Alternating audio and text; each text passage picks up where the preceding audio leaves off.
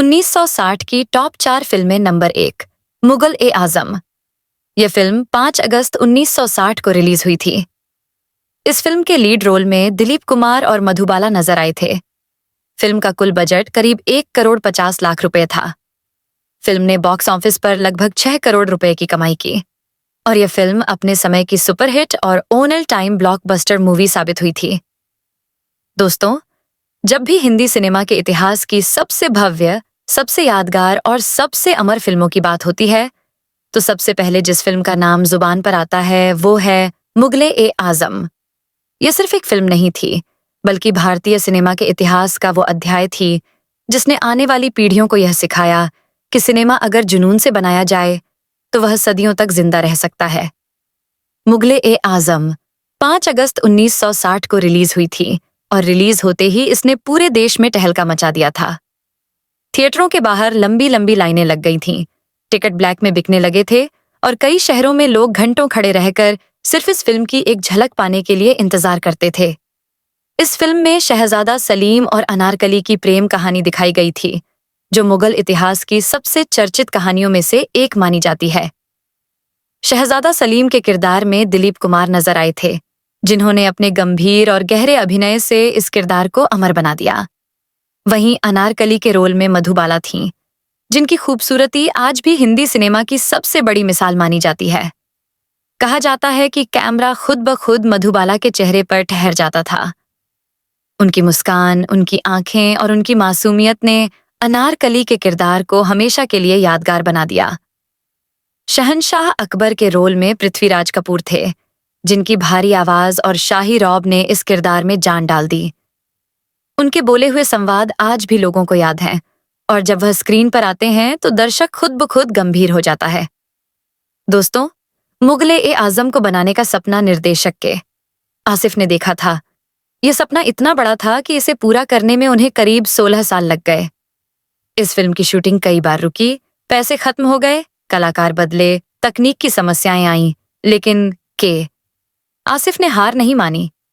उनका सिर्फ एक ही मकसद था कि वह ऐसी फिल्म बनाए जो भारतीय सिनेमा के इतिहास में हमेशा के लिए दर्ज हो जाए। अपने समय में इस फिल्म का बजट करीब 1.5 करोड़ रुपए था, जो उस दौर में किसी भी हिंदी फिल्म के लिए अकल्पनीय माना जाता था। लोग कहते थे कि इतना पैसा कभी वापस नहीं आएगा, लेकिन जब फिल्म रिलीज हुई तो उसने सारे रिकॉर्ड तोड़ दिए। मुगले ए आजम की भव्यता का अंदाजा आप इसी बात से लगा सकते हैं कि इसके सेट्स किसी राजमहल से कम नहीं थे। खास तौर पर शीश महल वाला सीन, जिसे आज भी भारतीय सिनेमा का सबसे शानदार दृश्य माना जाता है। इस सीन में असली शीशों का इस्तेमाल किया गया था और सिर्फ उस एक सीन पर लाखों रुपए खर्च किए गए थे। उस जमाने में इतनी मेहनत और इतना खर्च किसी भी फिल्म में नहीं देखा गया था। यही वजह है कि मुगले ए आजम आज भी तकनीक और भव्यता के मामले में एक मिसाल मानी जाती है। फिल्म का संगीत भी इसकी सबसे बड़ी ताकतों में से एक था। महान संगीतकार नौशाद ने इस फिल्म को ऐसे गाने दिए जो आज भी उतने ही ताजा लगते हैं जितने रिलीज के समय थे। प्यार किया तो डरना क्या जब मधुबाला पर फिल्माया गया तो वह सिर्फ एक गाना नहीं रहा, बल्कि हिंदी सिनेमा का इतिहास बन गया। मोहे पनघट पे, तेरी महफिल में और शुभ दिन आयो राज दुलारा जैसे गाने आज भी सुने जाते हैं और हर पीढ़ी उन्हें उतना ही पसंद करती है। इन गानों ने इस फिल्म को सिर्फ सफल ही नहीं बल्कि अमर बना दिया।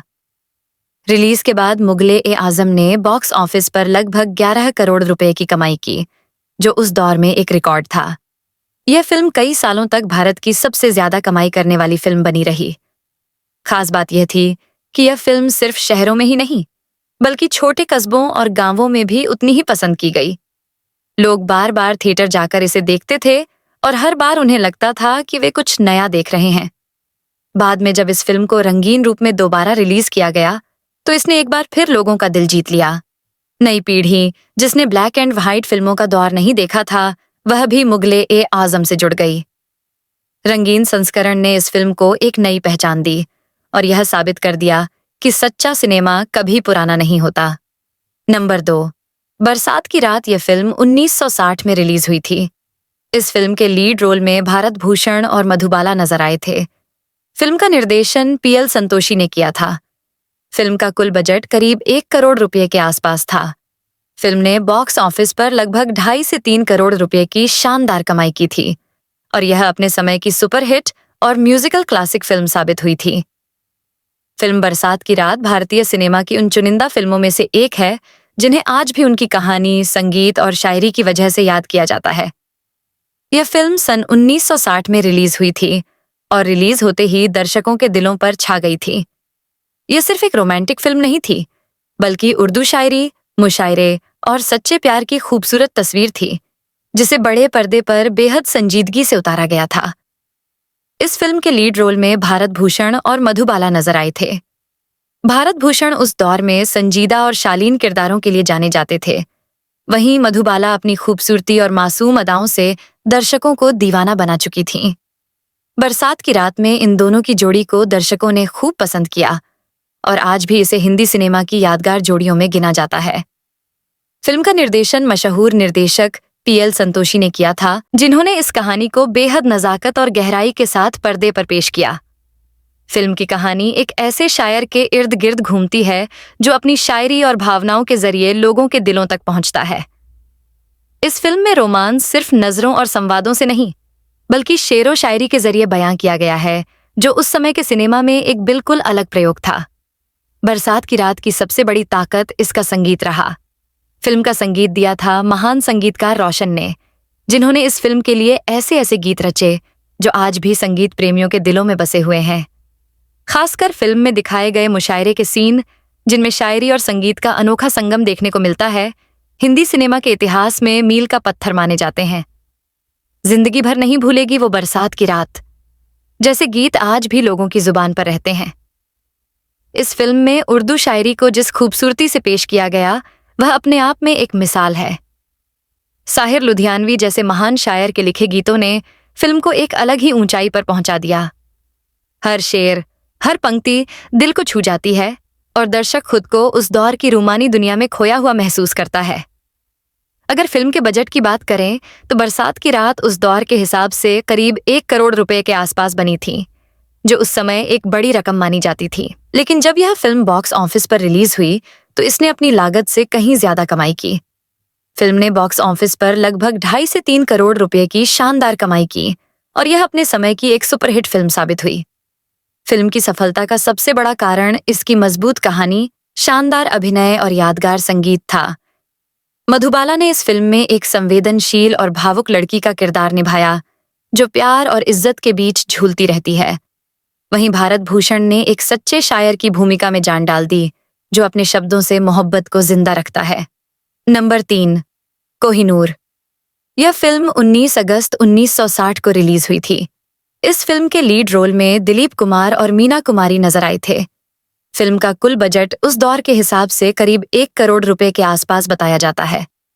फिल्म ने बॉक्स ऑफिस पर लगभग 2.5 करोड़ रुपए की कमाई की और यह फिल्म अपने समय की सुपरहिट मूवी साबित हुई थी। फिल्म कोहिनूर भारतीय सिनेमा के इतिहास में एक अमूल्य रत्न की तरह हमेशा याद की जाती है। यह फिल्म सन 1960 में रिलीज हुई थी और रिलीज होते ही दर्शकों के दिलों पर छा गई।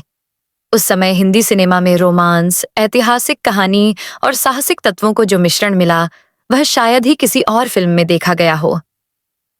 कोहिनूर सिर्फ एक प्रेम कहानी नहीं थी, बल्कि इसमें संघर्ष, बलिदान, शाही वैभव और रोमांच का पूरा पैकेज था। इस फिल्म ने उस दौर के दर्शकों को अपनी दुनिया में पूरी तरह समा लिया। इस फिल्म के लीड रोल में दिलीप कुमार और मीना कुमारी नजर आए थे। दिलीप कुमार, जो उस समय हिंदी सिनेमा के सबसे बड़े सुपरस्टार माने जाते थे, ने अपने किरदार में भाव और गंभीरता की एक नई मिसाल पेश की। उनका अभिनय इतना सशक्त था कि हर सीन में दर्शक उनकी भावनाओं को महसूस कर सकते थे।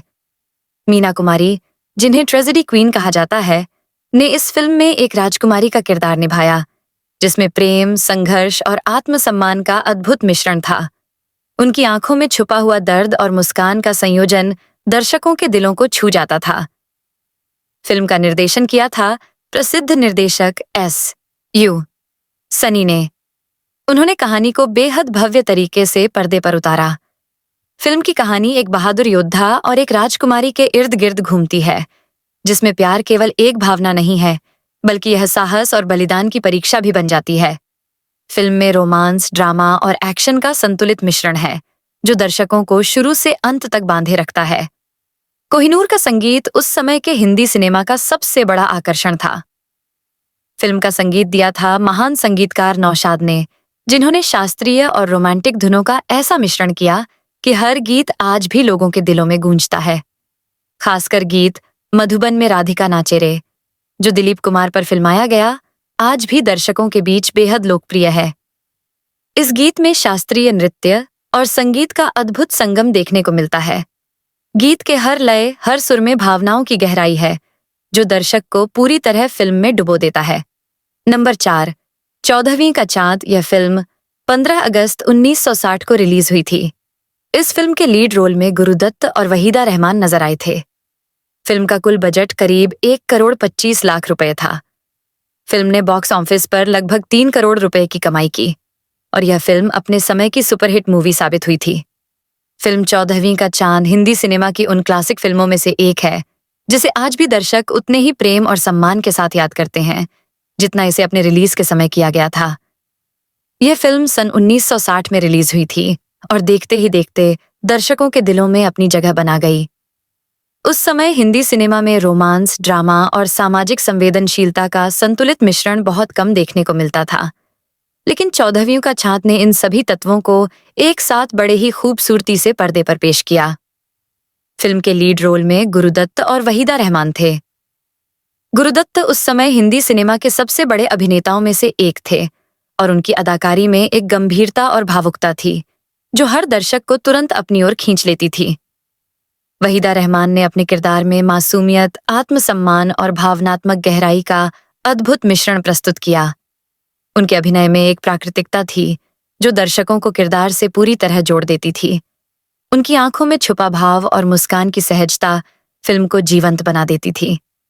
फिल्म का निर्देशन किया था प्रसिद्ध निर्देशक सत्येंद्र शास्त्री ने, जिन्होंने कहानी को बड़े ही संवेदनशील और भव्य तरीके से पर्दे पर उतारा। और ऐसी ही इंटरेस्टिंग और फिल्मी जानकारियों के लिए हमारे YouTube चैनल स्टार मनोहर बॉलीवुड को जरूर सब्सक्राइब करें।